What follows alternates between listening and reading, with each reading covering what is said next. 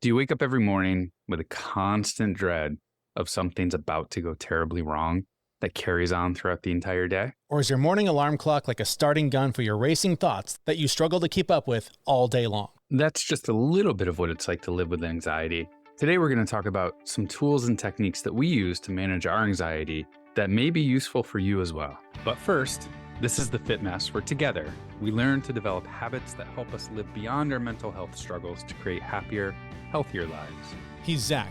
He lives in the future with his anxiety. He's Jeremy, and he lives in the past with his depression. And we get together once a week in the present to share the obstacles we face and how we overcome them. All right, well, Zach, you've been gone for a while, a week or two, on a global adventure, seeing all the sights and doing all the things. I imagine that was just completely peaceful and freewheeling, easy time, no stress of any kind. It always is. I mean, what's the problem? Yeah. No issues. Yeah. No issues. Going to other countries. No, actually, I wanted to talk about anxiety today just because, like in a general form, because I mean, I do deal with anxiety and I wouldn't say I have a lot of travel specific anxiety. I have general anxiety that includes it when I travel. Traveling doesn't stress me out any more than taking a left-hand turn out of a parking lot into oncoming traffic. Right, but both are off the charts. Both give me anxiety. But yeah, no, the last 2 weeks have been interesting. I had to go to Ireland for work, but I brought my daughter with me. So that added to it. Like, I don't normally bring her on work trips because it's hard to do. But anyway, brought my daughter, hired a nanny in Ireland, and like on day one, just like met this woman who was fantastic. She was lovely, but met her and literally handed my credit card and my daughter over to her and was like, go have fun.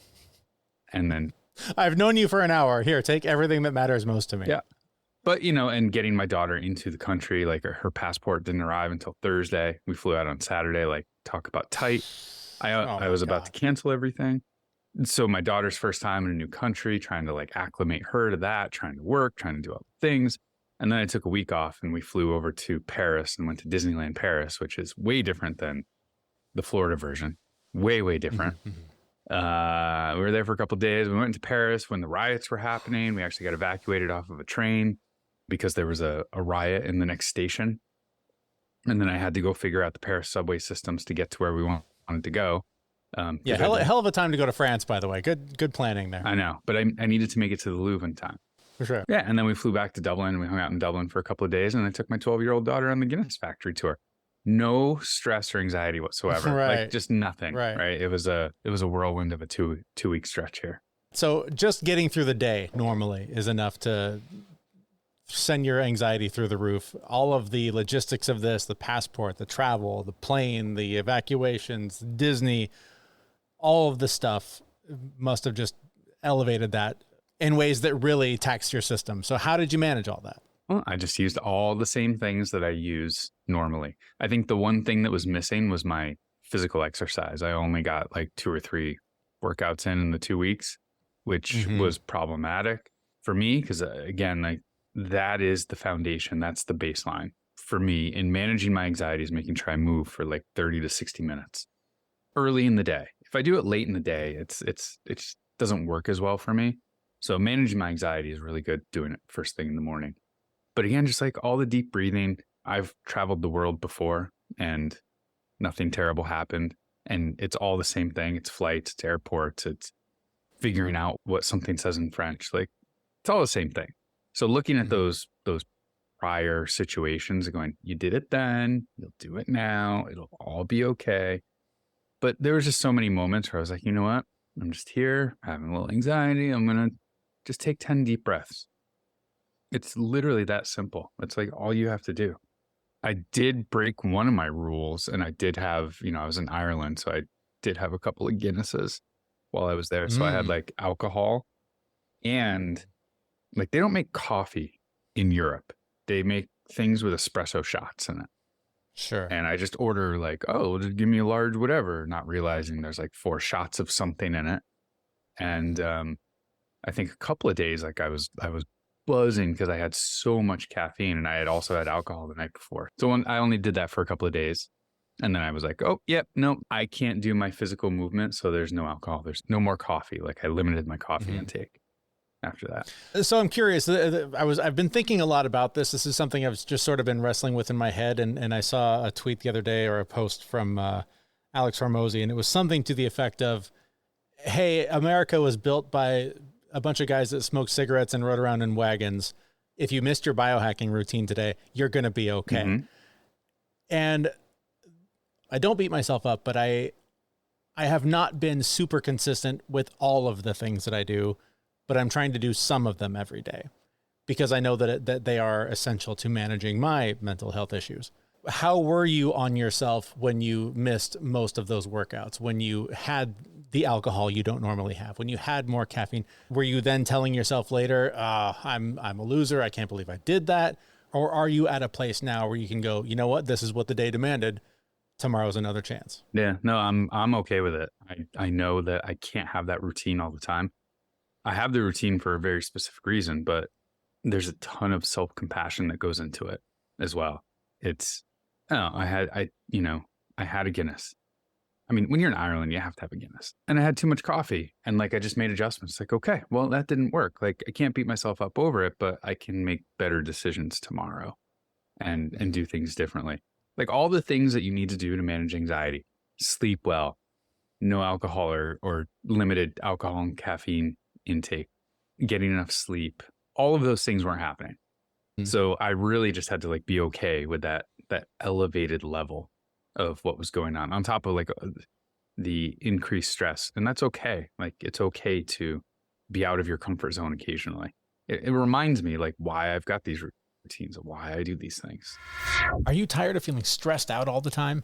Chronic stress can impact your sleep, mood, and overall quality of life. But with Apollo Neuro, you can finally find relief. This innovative device uses silent, soothing vibrations to speak to your nervous system, telling you that you're safe and in control. Simply strap Apollo Neuro onto your wrist or ankle and let the vibrations do their magic. Choose from different modes like energy and wake up, social and open, or clear and focused to suit your needs. With Apollo Neuro, you can retrain your nervous system to manage stress effectively on your own. Over time, you'll experience improved sleep, enhanced focus, and a greater sense of balance in your life. Don't let stress hold you back. Take the first step toward a calmer, more balanced life. Click the link in the show notes for this episode and unleash the mental health benefits of Apollo Neuro. Feel the difference. I was just going to say that's something that is another, I think, often overlooked piece of advice in this space, is that when you do have the routine, intentionally kicking it aside and just going, I'm just not going to do it just to push myself to be uncomfortable, whether it is because you're traveling and it's inconvenient and it's, hard to fit into the day. But what if it's just Thursday? What if you're just, today I'm not going to do it just because I need to prove to myself that I'm strong enough to get through this without it. I mean, certainly there are elements of it that, like you talked about, like the movement, the same way for me with depression. If I don't go to the gym, if I'm not moving my body, I suffer the consequences later mentally. But sometimes I do push myself to just go, you know what, let's try it without it today. Let's get through this day without that and practice some other tools to see if something else can fill in the gap and practice those other things and get uncomfortable so that I can try to grow a little bit more and not be so reliant on these crutches that I build for myself to get through the day. I wouldn't call them crutches, and I'd be careful with also saying, I'm going to do this and see if I can make it through without these tools. Because if you can't, you're kind of setting yourself up for failure. And if you don't have your self-compassion dialed in, you're going to beat yourself up over it. And I wouldn't call them crutches. I really do call these tools. And especially with anxiety, just realizing that it's never going to go away, right? These aren't crutches to, get you out of the cast because your foot's healing. These are crutches because you're never going to walk again. This is something you need to embrace and say, okay, these are the tools that I'm going to use to manage my anxiety, because your anxiety doesn't define you, right? It's not you. That's not who you are. So I'd be careful with those two statements. You could set yourself up for failure. I do think that you should go without your tools occasionally and be uncomfortable, because it really reminds you how important those tools are. Right. But that's, for me, anxiety is befriending it. Anxiety is going into it knowing that this is going to be there for the rest of my life, and this is just the way I need to live my life to be okay with it. So I wouldn't say crutches. That is a far more articulate way of saying what I was trying to clumsily say through that pile of words that fell out of my mouth. I think I just mansplained to you, didn't I? I think you did. I think you did mansplain to me a little bit, you son of a bitch. God damn, that felt good. So really the whole point of all of this is we really just wanted to rattle off a few things that you can do on a regular basis that will help you manage your anxiety. First off is the knowledge that you are not your anxiety. It is separate. It's another thing. And the sooner you can go in, make friends with it, acknowledge it and thank it, be loving to it and say, thank you. There's no tiger chasing me. I'm okay. You kind of shut it down. The sooner you'll be able to let some of these other tools and techniques have the greatest impact. But like that is the number one tip, is to understand that anxiety is never going to go away. It'll ebb and flow in its intensity, but you need to accept that it's there forever and be okay with it and be friends with it. And then you can use all these tools to kind of manage it and mansplain to it, I guess. Maybe you could. And among those tools, the physical activity that you talked about. Recently, so I'm in this weird transition in my life where the kids are out of school, so they're home all day, so I don't have to get up at the crack of dawn to get them to the bus stop and get my routine off and running. I'm sleeping in more, and so I'm not getting to the gym first thing in the morning, and so my brain is taking over. Like the thoughts are racing. Like the minute I wake up, it's like the starting gun has been fired, and my brain's just like, these are all the problems that you're facing in the world and internally and all the things. And I recognize that that is because I'm not moving that energy. So my brain is like, come on, let's go, catch up, let's get going. So if you can work in some sort of physical activity, get up and go for a walk around the neighborhood, walk around the block, go to the gym, do some online workout, like some sort of thing to move your body. For me, that is essential in keeping this box on top of my shoulders from taking over and completely ruining my day. And while you're doing anything that you're moving around with, just remember to breathe. There's breathing exercises that help with anxiety. I mean, breathing exercises that help with everything, but specifically to activate your vagus nerve and your rest and digest system. Like if you can just figure out how to take some deep breaths, and I mean like belly breaths, box breathing, like look it up. Like this stuff actually really works. But while you're even working out, like you can do box breathing while you're walking. If that's your mode of like moving around. Breathing is... I find it helps me survive. It is good for that. I mean, it does have that benefit. It really does. It keeps you alive. I mean, don't take my word for it. I'm sure someone else has done a study on this, but I find breathing is important to survival. It is. It totally is. It's also important if you're in the moment, like feeling overly anxious and like you're about to lose it. At any point in time, like nobody can really even see you breathing. It's something that you're doing anyway. You can just put a little bit more effort and thought into it. You can do this anywhere. I do it in the car. I do it in the grocery store. I do it when I'm talking to people. I do it everywhere. And it is literally the number one thing that will calm me down in the moment. If all of my other tools didn't do their job to keep me stable and I'm having a moment, just a little bit of breathing, like even just a minute of deep breathing, which is not a lot. Anyone can do a minute of deep breathing.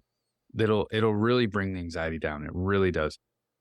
You just got to give it a try. I tried explaining this to my daughter. She doesn't believe me yet, but she'll get it when she's like 22 and 23 and she'll come back and thank me eventually. As soon as she's out of that, my parents are idiots mode, then yeah, exactly. That'll totally change.